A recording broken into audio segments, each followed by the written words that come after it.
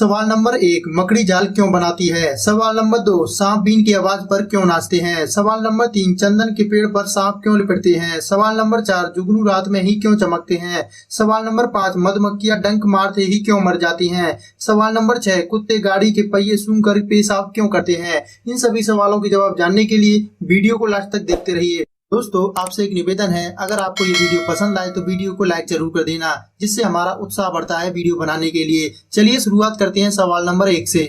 सवाल नंबर 1, मकड़ी जाल क्यों बनाती है। दरअसल हर जीव को अपने भोजन की व्यवस्था खुद ही करनी होती है और मकड़ी का जाल बनाना भी अपने खाने का बंदोबस्त करना ही होता है। इस जाल में कीड़े आकर फंस जाते हैं, जिन्हें मकड़ी अपना शिकार बनाकर अपना पेट भरती है। मकड़ी के जाले की बनावट हैरान करने वाली होती है और इसे बनाने के लिए मकड़ी अपने शरीर से निकलने वाले सिल्क जैसे लिक्विड का इस्तेमाल करती है।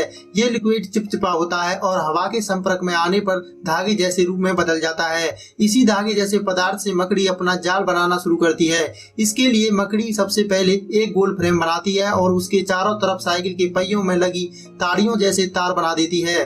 मकड़ी के बिछाए इस जाल में जब कोई कीड़ा बसता है तो जाल में कंपन होता है और मकड़ी अपने शिकार को पकड़कर अपने जहर से उसे मार देती है और उसे खा जाती है।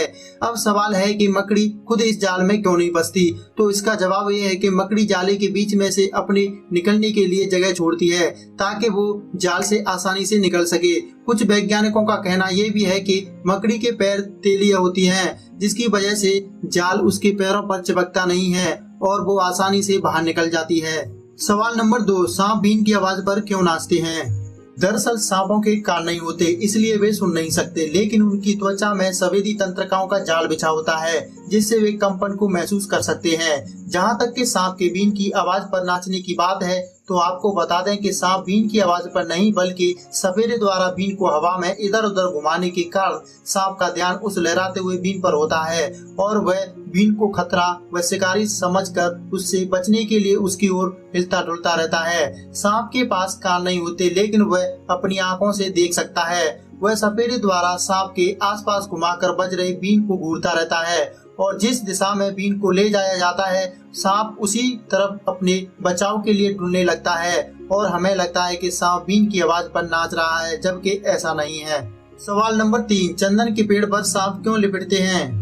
अधिकांश रूप से ये देखा गया है कि सांप गर्मी के दिनों में ही चंदन पर लिपटे मिलते हैं। इसके निम्नलिखित कारण हैं। पहली बात तो यह है कि सांप चंदन ही नहीं अपितु चमेली या रजनीगंधा पर भी अपना ठिकाना बनाते हैं। इससे स्पष्ट होता है कि चंदन और चमेली के अलावा रजनीगंधा के पेड़ की खुशबू भी इनको आकर्षित करती है।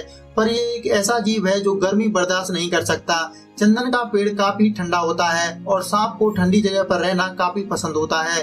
अपने बॉडी के तापमान को संतुलन में रखने के लिए सांप चंदन के पेड़ पर लिपटे रहते हैं, पर इनमें सूंघने की क्षमता होती है। वह जीभ के ऊपरी हिस्से और नथनों की सहायता से सूंघता है। चंदन की खुशबू सांप को आकर्षित करती है, इसी कारण से सांप चंदन के पेड़ पर लिपटते रहते हैं। सवाल नंबर 4, जुगनू रात में ही क्यों चमकते हैं। दरअसल जुगनू ऐसे छोटे छोटे कीट होते हैं जो रात को चमकते हुए दिखाई देते हैं। असल में जुगनू के पेट की त्वचा के नीचे कुछ हिस्से में ऐसे अंग मौजूद होते हैं जो प्रकाश पैदा करते हैं।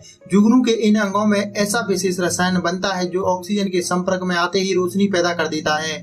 जुगनू को देखकर भले ही ऐसा लगता हो ये लगातार चमकते होंगे, लेकिन ऐसा नहीं होता। जुगनू एक निश्चित अंतराल पर कुछ समय के लिए चमकते और बुझते हैं। जुगनू के इस तरह चमकने का कारण अपने साथी को आकर्षित करना होता है। नर और मादा जुगनू के शरीर से निकलने वाले प्रकाश के रंग चमक और उनके जलने बुझने के समय के लिए कुछ अंतर होता है और इसी के आधार पर वो अपने साथी से दूर होते हुए भी उसे आसानी से पहचान लेते हैं। इस प्रकाश का इस्तेमाल जुगनू खाना ढूंढने में भी करते हैं और दूसरे कीट बच्चियों से स्वयं का बचाव करने में भी ये प्रकाश उनकी मदद करता है।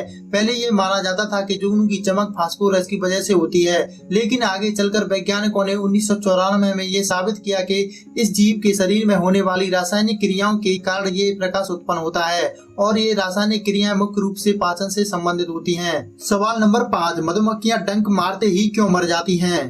जी बिल्कुल, मधुमक्खियां डंक मारने के बाद मर जाती हैं। मधुमक्खी के छत्ते में मुख्य रूप से 3 प्रकार की मधुमक्खियां होती हैं, रानी मक्खी, काम करने वाली मक्खी और नर मक्खी। इनमें से जो डंक मारती है वह काम करने वाली मक्खी होती है और वह एक सैनिक की भूमिका भी निभाती है। मधुमक्खी का डंक इनके पेट से जिस अंग से जुड़ा हो रहता है उसे ओविपोसिटर कहते हैं। रानी मधुमक्खी इसका उपयोग अंडों के लिए करती है, जबकि अन्य मधुमक्खियां में यह दुश्मन से बचाव के लिए एक जहर का स्राव करती है, जो कि उनके डंक द्वारा शिकार के शरीर में पहुंच जाता है।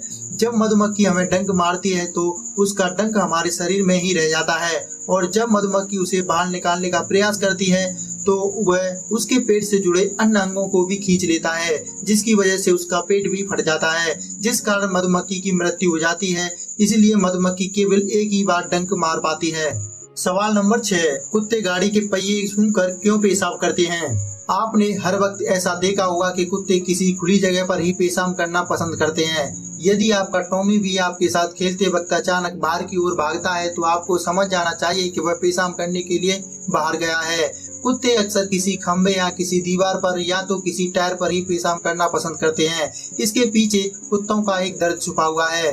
वैसे देखा जाए तो वो ज्यादातर ऊंचाई वाली जगहों पर ही पेशाब करते हैं, ताकि वो किसी अन्य इलाकों के कुत्तों को वहां पर आने की अनुमति का प्रवेश ना मिले।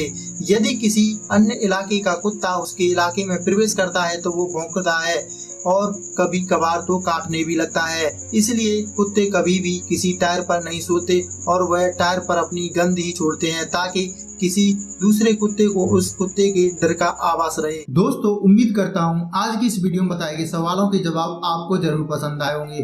अगर आपको ये वीडियो पसंद है तो वीडियो को लाइक करना, शेयर करना। अगर आप ऐसे ही और रोचक सवालों के जवाब जानना चाहते हैं तो आप हमारे चैनल को सब्सक्राइब कर लें और बेल आइकन को दबाना बिल्कुल ना भूलें, जिससे हमारी हर वीडियो सबसे पहले आप तक पहुंच सके। अगर आपका कोई सवाल है तो आप हमें कमेंट बॉक्स में पूछ सकते हैं। वीडियो देखने के लिए आपका बहुत बहुत धन्यवाद।